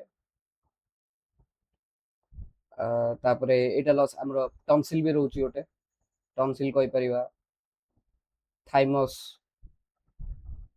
ଥାଇମସ୍ ପଢିବ ତମେ ନ୍ୟୁରାଲ କଣ୍ଟ୍ରୋଲ ଆଣ୍ଡ କୋଅର୍ଡିନେସନ ଚ୍ୟାପ୍ଟରରେ, ସେଇ ଚ୍ୟାପ୍ଟର ତମେ ପଢିବ। ତ ଏଇପରି ଆମର ଲସିକା ଭଙ୍ଗ ରହିବ। ତାପରେ ଆସିଲା ଗ୍ଲଟିସ୍, ଶ୍ୱାସନଳୀର ଦ୍ୱାର ଯାହା ଅଧିଜିହ୍ୱା ନାମକ ଏକ ପର୍ଦ୍ଦା ଦ୍ୱାରା ବନ୍ଦ ରହେ। ଖାଦ୍ୟ ଗିଳିବା ସମୟରେ ଶ୍ୱାସନଳୀର ଦ୍ୱାର ବନ୍ଦ ରହେ। ତ ଅଧିଜିହ୍ୱାର କାମ ମୁଁ ସେ ପୋଷଣରେ ଦେଖେଇଥିଲି କଣ ନା, ଏମିତି ଯଦି ଦିଟା ରାସ୍ତା ଅଛି, ଭାବିଦିଅ ଏମିତି ଦିଟା ରାସ୍ତା ଅଛି, ତ ଏଇ ଜାଗାରେ ଗୋଟେ ଏମିତି ଫାଟକ ଭଳିଆ ରହିଲା। ତ ଏ ଫାଟକ ଏପଟକୁ ଆସିଲେ এই ରାସ୍ତାଟା ବନ୍ଦ ହେଇଯିବ ଏବଂ ଏ ରାସ୍ତା ବାଟରେ ଯାହା ଯିବା କଥା ଯିବ। ସେମିତି ଯଦି ଏପଟ ରାସ୍ତାକୁ ବନ୍ଦ କରିବାର ଥିବ ତ ସେଟା ଏପଟକୁ ଏମିତି ପଳେଇ ଆସିବ, ଯାହା ଫଳରେ ଏପଟ ରାସ୍ତାରେ ଯାହା ଯିବା କଥା ଯିବ। ତ ଏଇ ଦିଟା ରାସ୍ତା କଣ, ଗୋଟେ ହଉଛି ଶ୍ୱାସନଳୀ, ଗୋଟେ ହଉଛି ଖାଦ୍ୟନଳୀ। ତ ଖାଦ୍ୟ ଗିଳିବା ସମୟରେ ଶ୍ୱାସନଳୀ ବନ୍ଦ ରହିବ, ମାନେ ପବନ ଯିବା ସମୟରେ ଆମର ଖାଦ୍ୟନଳୀ ବନ୍ଦ ରହିବ। ତେଣୁକରି ମେନଲି ତ ଆମର ଖାଦ୍ୟ ଗିଳିବା ସମୟରେ ହିଁ ଶ୍ୱାସନଳୀର ଦ୍ୱାରଟା ବନ୍ଦ ରହେ, ସେଇଟା ଆମର ସବୁଠୁ ଇମ୍ପୋର୍ଟାଣ୍ଟ। ବିକଜ ଖାଦ୍ୟଟା ନ ଯିବା ଦରକାର ଆମର ଫୁସଫୁସ ଭିତରକୁ, ନହେଲେ ଇନଫେକ୍ସନ ହେଇପାରେ। ତାପରେ ଆମର ରହିଲା ଗଲେଟ, ଯୋଉଟା କହୁଛେ ଆମେ ଖାଦ୍ୟନଳୀ ଦ୍ୱାର। ଏଇଟା ଆମର କୌଣସି କପାଟିକା ଏଥିରେ ନଥାଏ, କପାଟିକା ମାନେ କୌଣସି ଦ୍ୱାର ନାହିଁ। ଆମର ଯୋଉ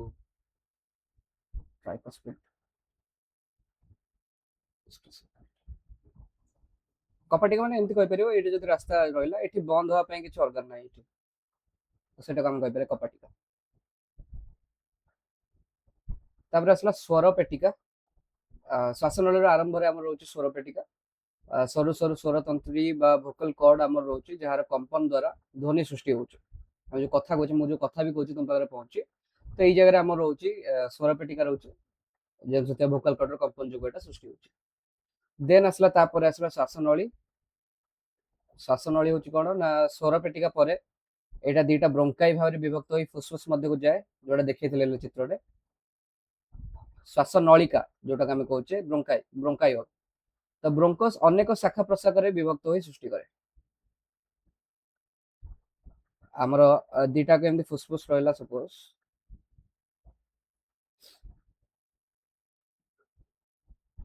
ତ ସପୋଜ ଯଦି ଏମିତି ଫୁସଫୁସ ରହିଲା, ତ ଏମିତି ଆସିଲା ଆମର ଫାଷ୍ଟ କଣ ଶ୍ୱାସ ନଳୀ ଆସିଲା, ଆଉ ଦି ସାଇଡ କି ଦିଟା ବ୍ରୋଙ୍କାଇ ଭାବରେ ଗଲା, ଏବଂ ତାପରେ ତୁମେ ଦେଖିବ ଏମିତି ବହୁତ ସାରା ଶ୍ୱାସ ନଳିକା ଗୁଡିକ ବାହାରୁଛି। এটা କଣ ହଉଛି ନା ଯେତେବେଳେ ବ୍ରୋଙ୍କସ୍ ଟା ଦିଟା ଏକ ଫୁସଫୁସ ରେ ଆମର ଅନେକ ଶାଖା ପ୍ରଶାଖାରେ ବିଭକ୍ତ ହଉଛି, ତାକୁ ଆମେ କହୁଛେ ଶ୍ୱାସନଳିକା। ଏବଂ ସେଇ ଶ୍ୱାସନଳିକାରେ ଶ୍ୱାସନଳିକା ଗୁଡିକ ଖୋଲିଥାଏ କୋଉଥିରେ ନା ଆମର ଛୋଟ ଛୋଟ କୋଟରିକାରେ। ଯୋଉ ଚିତ୍ର ଦେଖେଇଥିଲି ଅଙ୍ଗୁର ଭଳିଆ ଦେଖାଯାଉଥିଲା, ତ ସେ ଅଙ୍ଗୁରର ଯୋଉ ତୁମେ ଯୋଉ ଅଙ୍ଗୁର ଖାଅ ତୁମେ କେମିତି ଦେଖିଛ, ଏମିତି ଥିବ, ତ ଏମିତି ଅଙ୍ଗୁର ପେନ୍ଥା ତା ଦେହରେ ଲାଗିକି ରହିଥିବ। ତ ଏଇ ଯୋଉ ଶାଖାଟା ରହିଲା ଏଇଟାକୁ ଆମେ କହିଲେ ଶ୍ୱାସନଳିକା, ଆଉ ଏଇ ଅଙ୍ଗୁର ଗୁଡାକ କହିଲେ ଆମେ କୋଟରିକା। ଠିକ ଅଛି। ସୋ ଶ୍ୱାସନଳିକା ବାୟୁର ଛୋଟ ଛୋଟ କୋଠରୀ ବା କୋଟରିକାରେ ଖୋଲିଥାଏ। ଏଠାରେ ଗ୍ୟାସ ବିନିମୟ ହୁଏ, ଏଇ କୋଟରିକାରେ ହିଁ ଗ୍ୟାସ ବିନିମୟ ହଉଛି, ଅମ୍ଳଜାନ ଆଉ ଅଙ୍ଗାରକାମ୍ଳ ରକ୍ତ ଦ୍ୱାରା ଆମର ଗ୍ୟାସ ବିନିମୟ ହେଉଛି। ଫୁସଫୁସ ବକ୍ଷ ଗହ୍ୱରରେ ଥିବା ନରମ ଅଙ୍ଗ ରହୁଛି ଆମର ଫୁସଫୁସ। ଦକ୍ଷିଣ ଏବଂ ବାମ ଫୁସଫୁସ ଦିଟା ଫୁସଫୁସ ରହିଲେ, ଆଉ ଏଇଟା ଫୁସଫୁସ ଆବରଣ ଦ୍ୱାରା ଆଚ୍ଛାଦିତ, ପ୍ଲୁରାଲ ମେମ୍ବ୍ରେନ ଦ୍ୱାରା ଆଚ୍ଛାଦିତ।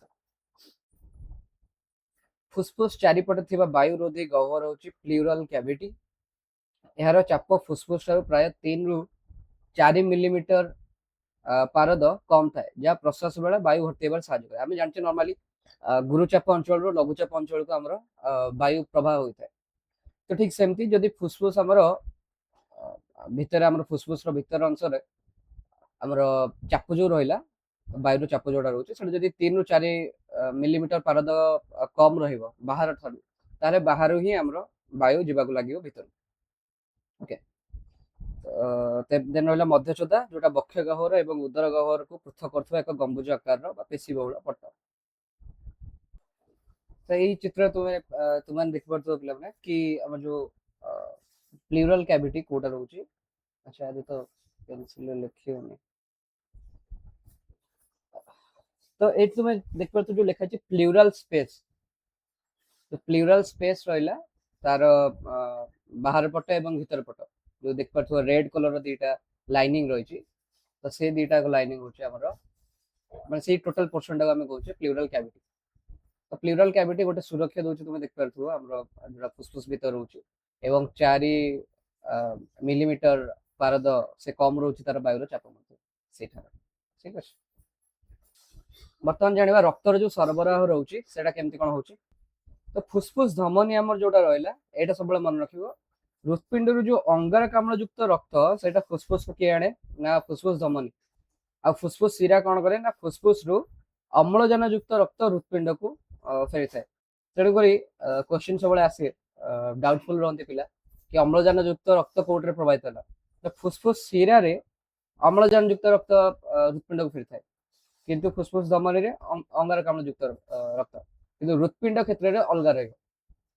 ତ ସେଇଟା ସବୁବେଳେ ମନେ ରଖିବ, ହୃତ୍ପିଣ୍ଡରୁ ଯୋଉ ଧମନୀ ଯାଇଥାଏ ତା ଦେହରେ ଆମର ଅମ୍ଳଜାନ ଯୁକ୍ତ ରକ୍ତ ଯାଇଥାଏ ଏବଂ ଶିରାରେ ଅଙ୍ଗାରକାମ୍ଳ ଯୁକ୍ତ, କିନ୍ତୁ ଫୁସଫୁସ ଶିରାରେ ଅମ୍ଳଜାନ ଯୁକ୍ତ ଏବଂ ଫୁସଫୁସ ଧମନୀରେ ଅଙ୍ଗାରକାମ୍ଳ ଯୁକ୍ତ। ତ ଏଇଟା ସର୍ଟ କ୍ୱେଶ୍ଚିନ୍ ବହୁତ କନଫ୍ୟୁଜିଂ ରହେ, ତୁମମାନେ ଏଇଟା ମନେ ରଖିଥିବ।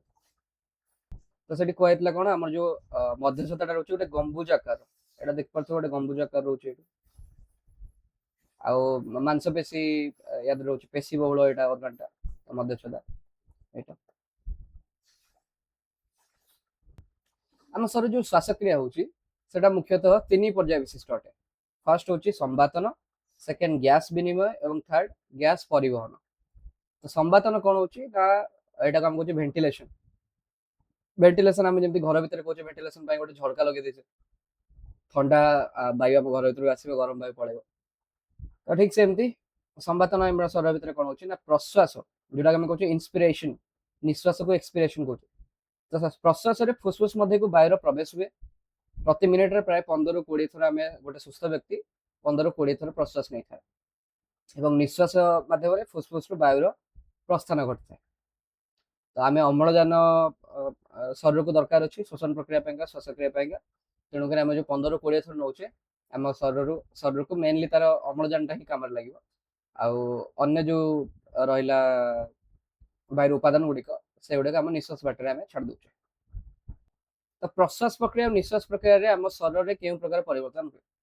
ପ୍ରଥମେ ତୁମେ ନିଜେ ଏମିତି ବସିକି ଅନୁଭବ କର, ଯେତେବେଳେ ମାନେ ପ୍ରଶ୍ୱାସ ଏମିତି ନଉଛ, ତ ତୁମର ବକ୍ଷ ଯୋଉଟା ଆମର ରହୁଛି ଆମର ପଞ୍ଜରା ହାଡ, ଏଇ ଯୋଉ ସାମ୍ନା ପଟରେ ରହୁଛି, ଏଇ ଜାଗାରେ ଯୋଉ ରହୁଛି ପଞ୍ଜରା ହାଡ ଗୁଡାକ, ସେଗୁଡାକ ଆଗକୁ ପଳେଇ ଆସୁଛି। ଆଉ ମଧ୍ୟ ଛଦା ଯୋଉଟା ଦେଖୁଥିଲି ଗମ୍ବୁଜ ଆକାର ରହୁଛି, ସେଟା ସଳଖ ବା ସମତଳ ହୋଇଯାଏ। ଏଠି ଦେଖୁଥିବ, ଯେତେବେଳେ ଆମେ ପ୍ରଶ୍ୱାସ ନଉଛେ, ମଧ୍ୟଛଦାଟା ଆମର କେମିତି ଥିଲା? ଏମିତି ଥିଲା। ତ ବର୍ତ୍ତମାନ ମଧ୍ୟଛଦା କେମିତି ହେଇଗଲା? ଦେଖ, ଏମିତି ହେଇଗଲା, ସମତଳ ହେଇଗଲା। ଆମର ଏଇ ଯୋଉ ପଞ୍ଜରା ହାଡ ରହିଲା, ପଞ୍ଜରା ହାଡ ଗୁଡିକ ଫୁଲି ଆସିଲା। ଫୁଲି ଆସିବା ସହିତ ଆମର ଫୁସଫୁସ ମଧ୍ୟ ଫୁଲିଲା, କାହିଁକିନା ପବନଟା ଭିତରକୁ ପଶୁଛି। ତାପରେ ଯେତେବେଳେ ଆମେ ଛାଡୁଛେ, ନିଶ୍ୱାସ ପ୍ରକ୍ରିୟା ହଉଛି, ନିଶ୍ୱାସ ପ୍ରକ୍ରିୟାରେ ମଧ୍ୟଛଦା ତା ପୂର୍ବ ସ୍ଥାନକୁ ଫେରି ଆସିବ। ବର୍ତ୍ତମାନ ଯେମିତି ଗମ୍ବୁଜ ଆକାର ଏମିତି ଥିଲା, ସେମିତି ପଳେଇ ଆସିଲା ଆମର ମଧ୍ୟଛଦା, ଏବଂ ପଞ୍ଜରା ହାଡ ରିଲାକ୍ସ ହେଲେ, ତାଙ୍କ ପୂର୍ବ ସ୍ଥାନକୁ ପଳେଇ ଆସିଲେ, ଏବଂ ବାୟୁ ଆମର ବାହାରିଗଲା। ତେଣୁ ପ୍ରଶ୍ୱାସରେ ଅନ୍ତଃ ପଞ୍ଜରା ମାଂସପେଶୀର ସଂକୋଚନ ହୁଏ, ମାଂସପେଶୀର ସଂକୋଚନ ହୁଏ, କିନ୍ତୁ ପଞ୍ଜରା ହାଡଟା ଆଗକୁ ପଳେଇ ଆସୁଛି, ଆଉ ମଧ୍ୟଛଦା ସଳଖ ବା ସମତଳ ହୋଇଯାଇଥାଏ। ବକ୍ଷ ଗହ୍ୱରର ଆୟତନ ପ୍ରାୟ 20% ବୃଦ୍ଧି ପାଏ।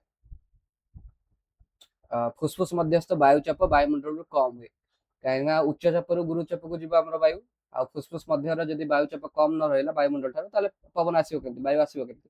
ତେଣୁକରି ଆମକୁ ବକ୍ଷ ଗହ୍ୱର ଯେତେବେଳେ ଆୟତନଟା ବଢିଲା, ତା ଭିତରେ ଚାପଟା କମିଲା। ଓକେ, ଚାପ ଫୁସଫୁସ ମଧ୍ୟର ବାୟୁ ଚାପ କମିଲା ଏବଂ ବାହାରୁ ବାୟୁ ଭିତରକୁ ଆସିଲା। ଏଇଟା ଏକ ସକ୍ରିୟ ପ୍ରକ୍ରିୟା ଅଟେ। ବାୟୁମଣ୍ଡଳରୁ ଫୁସଫୁସ ମଧ୍ୟକୁ ବାୟୁ ପ୍ରବେଶ କରେ। ନିଶ୍ୱାସରେ କଣ ହଉଛି ନା, ମଧ୍ୟଛଦା ଏବଂ ଅନ୍ତଃ ପଞ୍ଜରା ମାଂସପେଶୀର ଶିଥିଳନ ହୁଏ। ମଧ୍ୟଛଦା ପୁଣି ଗମ୍ବୁଜାକାର ହେଇଯାଇଥାଏ, ଆଉ ଯୋଉ ଦେଖୁଛ ପଞ୍ଜରା ହାଡ ଆଗକୁ ଉଠି ଆସିଥିଲା, ସେ ନର୍ମାଲ ରିଲାକ୍ସ ହେଇଯାଏ। ବକ୍ଷ ଗହ୍ୱରର ଆକାର ହ୍ରାସ ପାଏ ଏବଂ ଫୁସଫୁସ ଉପରେ ଚାପ ପକାଏ, ଯାହା ଫଳରେ ଫୁସଫୁସ ମଧ୍ୟରୁ ବାୟୁ ବାହାରକୁ ପଳେଇ ଆସିଲା। ଏହା ଏକ ଶିଥିଳନ ପ୍ରକ୍ରିୟା ଅଟେ। ଫୁସଫୁସ ମଧ୍ୟରୁ ବାୟୁ ଏଥିରେ ବାହାରକୁ ଚାଲି ଆସିଥାଏ। ବର୍ତ୍ତମାନ ଆମେ ଜାଣିଦେଲେ କି ଆମର ପ୍ରଶ୍ୱାସ ଆଉ ନିଶ୍ୱାସ ବେଳେ ଆମ ଶରୀରରେ କେଉଁ ପରିବର୍ତ୍ତନ ଘଟୁଛି, ମଧ୍ୟଛଦା କିପରି ପରିବର୍ତ୍ତନ ହଉଛି, ବକ୍ଷ ଗହ୍ୱରରେ କିପରି ପରିବର୍ତ୍ତନ ହଉଛି, ଆମର ଯୋଉ ପଞ୍ଜରା ହାଡ ରହୁଛି ତା ଦେହରେ କିପରି ପରିବର୍ତ୍ତନ ହଉଛି, ତ ସେଗୁଡାକ ସବୁ ତ ଏଠି ରହିଲା।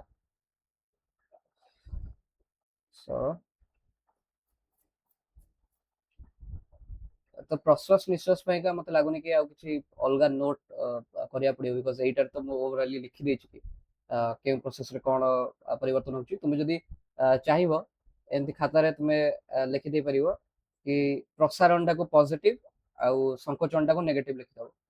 ତ ତୁମର ପ୍ରଶ୍ୱାସ ବେଳେ ଏମିତି ଦେଇଦବ ପ୍ରଶ୍ୱାସ, ଆଉ ଏପଟେ ନିଶ୍ୱାସ ଦେଇଦବ। ତ ପଜିଟିଭରେ ମାନେ ଆମର ବଢୁଛି କଣ, ଏଠି ପଞ୍ଜରା ହାଡଟା ପଜିଟିଭ କହିପାରିବ, ବଢି ଯାଉଛି ଟିକେ ଆଗକୁ। ତାପରେ ମଧ୍ୟଛଦାଟା ସମାନ ହେଇଯାଉଛି, ତ ମଧ୍ୟଛଦାରେ ବି ତମେ ଲେଖିପାରିବ ପ୍ରସାରଣ କରୁଛି। ଅନ୍ତଃ ପଞ୍ଜରା ମାଂସପେଶୀର ସଂକୋଚନ କରୁଛି।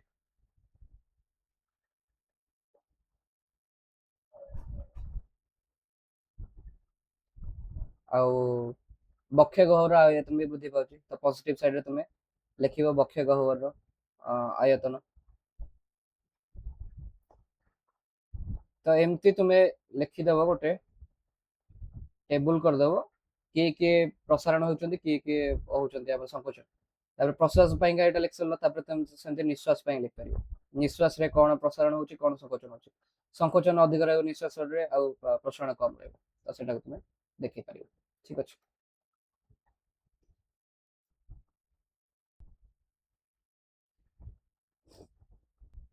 ବର୍ତ୍ତମାନ ଆମେ ଗ୍ୟାସ ବିନିମୟ ବିଷୟରେ ପଢିବା।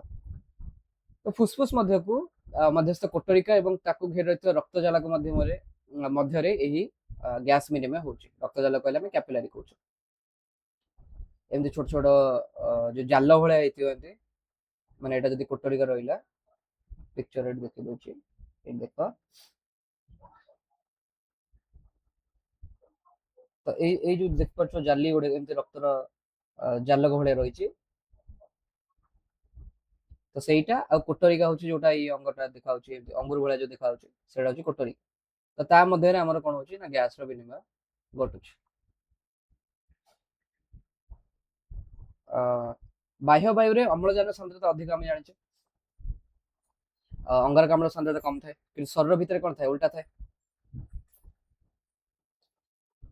କିନ୍ତୁ ରକ୍ତ ଚାଲକ ଭିତରେ ଯୋଉ ଆମର ପ୍ରବାହିତ ହଉଛି ରକ୍ତ, ତା ଦେହରେ କଣ ଥିବ ନା ଅମ୍ଳଜାନର ସାନ୍ଦ୍ରତା କମ ଥିବ ଆଉ ଅଙ୍ଗାରକାମ୍ଳର ସାନ୍ଦ୍ରତା ଅଧିକ ଥିବ। କାହିଁକି ନା ସେଟା ଅଣାଉଛି ଆମର ଗ୍ୟାସ ବିନିମୟ ପାଇଁ, କାହିଁ ସେ ଆଣୁଛୁ। ତ ଭାଇପାରିବ କି ଯୋଉ ରକ୍ତ ଦୂଷିତ ରକ୍ତ କହିପାରିବ, ତା ଦେହରେ ଅମ୍ଳଜାନ ସାନ୍ଦ୍ରତା କମ ଅଛି, ଅଙ୍ଗାରକାମ୍ଳ ସାନ୍ଦ୍ରତା ଅଧିକ ଅଛି। ତ ଏହି ସାନ୍ଦ୍ରତାରେ ଭିନ୍ନତା ଯୋଗୁ ଆମର ବିସରଣ ପ୍ରକ୍ରିୟା ଦ୍ୱାରା ଗ୍ୟାସର ବିନିମୟ ଘଟୁଛି।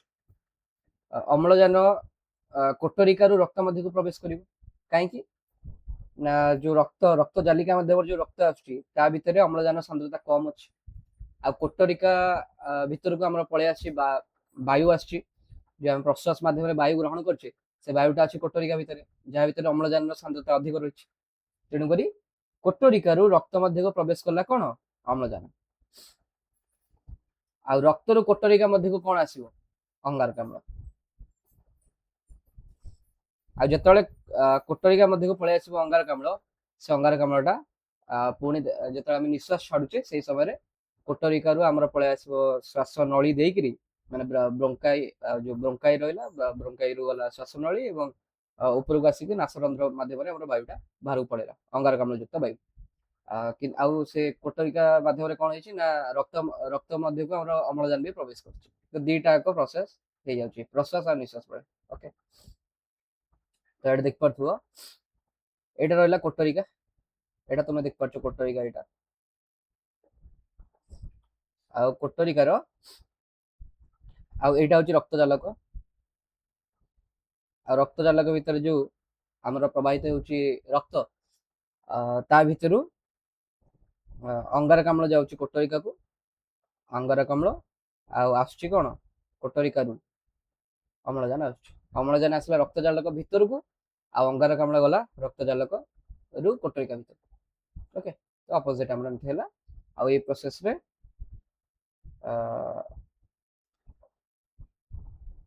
ବର୍ତ୍ତମାନ ଗ୍ୟାସ ବିନିମୟ ଆମର ସରିଗଲା, ସମ୍ବାଦନ ସରିଲା, ଗ୍ୟାସ ବିନିମୟ ସରିଲା। ବର୍ତ୍ତମାନ ଲାଷ୍ଟ ପ୍ରୋସେସ ଗ୍ୟାସ ପରିବହନ, ଏବଂ ଗ୍ୟାସ ପରିବହନ ସହିତ ହିଁ ଆମର ଏଇ ଯୋଉ ଶୋଷଣ ପ୍ରକ୍ରିୟାଟା ସମ୍ପାଦିତ ହେବ। କଣ ହେଲା ଏଠି, ଅମ୍ଳଜାନ ଯୋଉ ଆମର ମିଶିଲା ରକ୍ତ ଜାଲକ ମଧ୍ୟକୁ ପଳେଇ ଆସିଲା, କୋଟରିକାରୁ ଅମ୍ଳଜାନ ଆସିଲା ରକ୍ତ ଜାଲକ ମଧ୍ୟକୁ, ଏବଂ ରକ୍ତରେ ଥିବା ଲୋହିତ କଣିକାରେ ଆମର ଅଛି ହିମୋଗ୍ଲୋବିନ।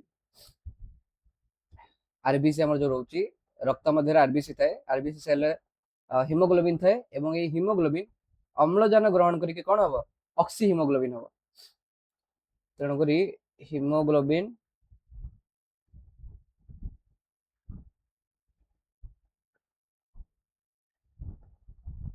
ପ୍ଲସ୍ ଅକ୍ସିଜେନ, ଏଇଟା କଣ ଦେଖିବ, ଅକ୍ସି ହିମୋଗ୍ଲୋବିନ। ଓକେ, ଏହା ରକ୍ତ ମାଧ୍ୟମରେ ପ୍ରତ୍ୟେକ କୋଷ ନିକଟରେ ପହଞ୍ଚିବ। ଫାଷ୍ଟ କଣ ହେଲା ନା ଆରବିସି ରେ ମିଶିଲା, ଆରବିସି ରେ ଅଛି ହିମୋଗ୍ଲୋବିନ, ହିମୋଗ୍ଲୋବିନ ସହିତ ମିଶିଗଲା ଅକ୍ସିଜେନ, ତ ସେ ଦୁଇଟାକୁ ମିଶିକି ଆମର ହେଇଗଲା ଅକ୍ସି ହିମୋଗ୍ଲୋବିନ, ଏବଂ ଅକ୍ସି ହିମୋଗ୍ଲୋବିନ ଶରୀରର ପ୍ରତ୍ୟେକ କୋଷ ନିକଟରେ ପହଞ୍ଚିଗଲା। କୋଷ ନିକଟରେ, କୋଷରେ ଯେତେବେଳେ ପହଞ୍ଚିବ ସେଠି ଅକ୍ସି ହିମୋଗ୍ଲୋବିନଟା ଭାଙ୍ଗିକିରି ଅମ୍ଳଜାନ ଆଉ ହିମୋଗ୍ଲୋବିନ ସୃଷ୍ଟି ହେବ, ମାନେ ଅଲଗା ଅଲଗା ହେଇଗଲେ ଅକ୍ସିଜେନ ଆଉ ହିମୋଗ୍ଲୋବିନ। ତ ଏଇ ଅକ୍ସିଜେନ ଯୋଉ ରହିଲା ଅମ୍ଳଜାନ, ସେଟା କୋଷ ମାନଙ୍କ ମଧ୍ୟକୁ ପ୍ରବେଶ କରିଗଲା, ଆଉ କୋଷ ମାନଙ୍କରୁ ନିର୍ଗତ ଅଙ୍ଗାରକାମ୍ଳ ଗ୍ୟାସ ରକ୍ତକୁ ଚାଲି ଆସିଲା। ଅଦରକାରୀ ଆମ ପାଇଁ ଅଙ୍ଗାରକାମ୍ଳ ରହିଲା, ତ ସେଇଟା ପୁଣି ରକ୍ତକୁ ପଳେଇ ଆସିଲା, ଆଉ ରକ୍ତ ଯୋଉ ନେଇକି ଯାଇଛି ଅକ୍ସି ହିମୋଗ୍ଲୋବିନ, ସେ ଅକ୍ସିଜେନଟା ପଳେଇଲା ଆମର କୋଷ ମାନଙ୍କ ମଧ୍ୟକୁ। କୋଷ ସ୍ତରରେ ଘଟୁଥିବା ଏହି ଗ୍ୟାସୀୟ ବିନିମୟ ମଧ୍ୟ ବିସରଣ ପ୍ରକ୍ରିୟା ଦ୍ୱାରା ହେଇଥାଏ। ଏଇ ଅମ୍ଳଜାନ ଅଙ୍ଗାରକାମ୍ଳ ଏସବୁ ଯାହା ଏପଟ ସେପଟ ହେଲେ, ସବୁତକ ହେଲେ କୋଉ ପ୍ରକ୍ରିୟା ଦ୍ୱାରା, ବିସରଣ ପ୍ରକ୍ରିୟା ଦ୍ୱାରା। ଆଉ ବିସରଣ ପ୍ରକ୍ରିୟାର ଗୋଟିଏ ପ୍ରିନ୍ସିପଲ, ସାନ୍ଦ୍ରତାର ଏପଟ ସେପଟ ଥିବ ତାହେଲେ ଯାଇକି ଆମର ବିସରଣ ପ୍ରକ୍ରିୟା ହବ। କୋଷର ନିର୍ଗତ ଅଙ୍ଗାରକାମ୍ଳ ଗ୍ୟାସ ରକ୍ତ ମାଧ୍ୟମରେ ଫୁସଫୁସରେ ପହଞ୍ଚେ, ଯେମିତି କହିଲି ଫୁସଫୁସରେ ପହଞ୍ଚିବ, ସେଠୁ ବିଷାଣ ପ୍ରକାର ରକ୍ତ ରକ୍ତରୁ ଫୁସଫୁସର କୋଟରିକାକୁ ଯିବ, କୋଟରିକାରୁ ଶ୍ୱାସନଳୀକୁ ଯିବ, ଶ୍ୱାସନଳୀରୁ ଆମର ନାସାରନ୍ଧ୍ର ଦେଇକିରି ବାୟୁମଣ୍ଡଳକୁ ନିର୍ଗତ ହେବ। ତ ଏଇଠି ଆମର ସରିଗଲା ଶୋଷଣ। ତ ଶୋଷଣ କ୍ରିୟାକୁ ନିୟନ୍ତ୍ରଣ କିଏ କିଏ କରୁଛନ୍ତି ନା ଅମ୍ଳଜାନ ଏବଂ ଅଙ୍ଗାରକାମ୍ଳର ସାନ୍ଦ୍ରତା, ଖାଦ୍ୟ ଉପାଦାନର ପରିମାଣ, ତାପମାତ୍ରା, କୋଷରେ ବିପାଚକର ଉପସ୍ଥିତି, ଏହିପରି କାରକ ଶୋଷଣ କ୍ରିୟାକୁ ନିୟନ୍ତ୍ରଣ କରିଥାଏ। ଖାଦ୍ୟରେ ଯଦି ଏମିତି କିଛି ପୋର୍ସନ ଥିବ ଯୋଉଟାରେ ଅଧିକ ଦରକାର ପଡୁଥିବ ଅମ୍ଳଜାନର ଆବଶ୍ୟକତା, ଅମ୍ଳଜାନ ଅଧିକ ହେଲେ ଆମର ଭାଙ୍ଗିବା ସହଜ ହେବ, ସେଇଭଳିଆ ଯଦି କିଛି ଖାଦ୍ୟ ଥିବ ତ ସେଇ ସମୟରେ ଆମକୁ ଅମ୍ଳଜାନ ଅଧିକ ଆବଶ୍ୟକତା ପଡିବ, ଶୋଷଣ ଅଧିକ ହେବ ସେଠି। ତାପମାତ୍ରା, ତାପମାତ୍ରା କମ ବେଶୀ ଥିଲେ ଆମର ବାୟୁମଣ୍ଡଳରେ ବି ଆମେ ଜାଣିଛେ ଅମ୍ଳଜାନ ଏବଂ ଅଙ୍ଗାରକାମ୍ଳର ସାନ୍ଦ୍ରତା ସେଟା ମଧ୍ୟ ଡିପେଣ୍ଡ କରେ ଆମର ତାପମାତ୍ରା ଉପରେ। କୋଷରେ ବିପାଚକର ଉପସ୍ଥିତି, ତ ଏହିପରି ସବୁ କାରକ ଉପରେ ଶୋଷଣ କ୍ରିୟା ଆମର ନିର୍ଭର କରୁଛୁ। ବାୟୁମଣ୍ଡଳ ଯଦି ଅଧିକ ପରିମାଣରେ ଅମ୍ଳଜାନ, ସପୋଜ ଗୋଟେ ଗୋଟେ ଏରିଆରେ ଯିବ ଯୋଉଠି ଅମ୍ଳଜାନ ଅଧିକ ନଥିବ, ତ ବଡି ଆମ ଶରୀର ଚାହିଁବ କି ଯୋଉଠି ଅମ୍ଳଜାନ ଅଧିକ ନାହିଁ ତ ନିଜ ଶରୀର ଭିତରେ ଅମ୍ଳଜାନ ବଞ୍ଚେଇକି ରଖ, ତ ସେ ସମୟରେ ଆମର ଶୋଷଣଟାକୁ ସେ କମ କରିବ। ତ ଏହିପରି ଭାବରେ ଆମର ବିଭିନ୍ନ ପ୍ରକାର କାରକ ନିୟନ୍ତ୍ରଣ କରୁଛନ୍ତି ଶ୍ୱାସକ୍ରିୟାକୁ, ଶୋଷଣ କ୍ରିୟାକୁ। ଓ ଏହା ସହିତ ଆମର ଶୋଷଣ ଚାପ୍ଟର ସରିଗଲା। ଆଶା କରୁଛି ବୁଝା ପଡିଥିବ। ଯଦି କିଛି ଡାଉଟ୍ ରହୁଛି ଦେନ୍ ଆମକୁ କମେଣ୍ଟ କରି ଜଣେଇଲେ ଆମେ ସେଟା ଆଉ ଟିକେ ଭଲସେ ବୁଝେଇ ପାରିବା। ଆଉ ଯଦି ନୋଟ୍ ଦରକାର ଥିବ ଟେଲିଗ୍ରାମ ଗ୍ରୁପ ଜଏନ୍ କରିଦେବେ, ସେଠି ଆମେ ନୋଟ୍ ଦେଇଦେବା। ଯଦି ଏଇ ଚାପ୍ଟର କିଛି ପ୍ରଶ୍ନୋତ୍ତର ଆବଶ୍ୟକତା ରହୁଛି, କ୍ୱେଶ୍ଚନ୍ ଆନ୍ସର୍ସ, ଦେନ୍ କହିଲେ ଆମେ ସେଟା ଭିଡ଼ିଓ ଗୋଟେ ସେପାରେଟ୍ ଆଣିଦେବା। ଓକେ, ତ ଲାଇକ୍ କରିବେ, ସେୟାର କରିବେ, ସବସ୍କ୍ରାଇବ କରିବେ, କମେଣ୍ଟ କରିବାକୁ ଭୁଲିବେ ନାହିଁ। ଏତିକି କରି ରଖୁଛି ଭିଡ଼ିଓ। ଧନ୍ୟବାଦ। ଜୟ ହିନ୍ଦ, ଜୟ ଭାରତ।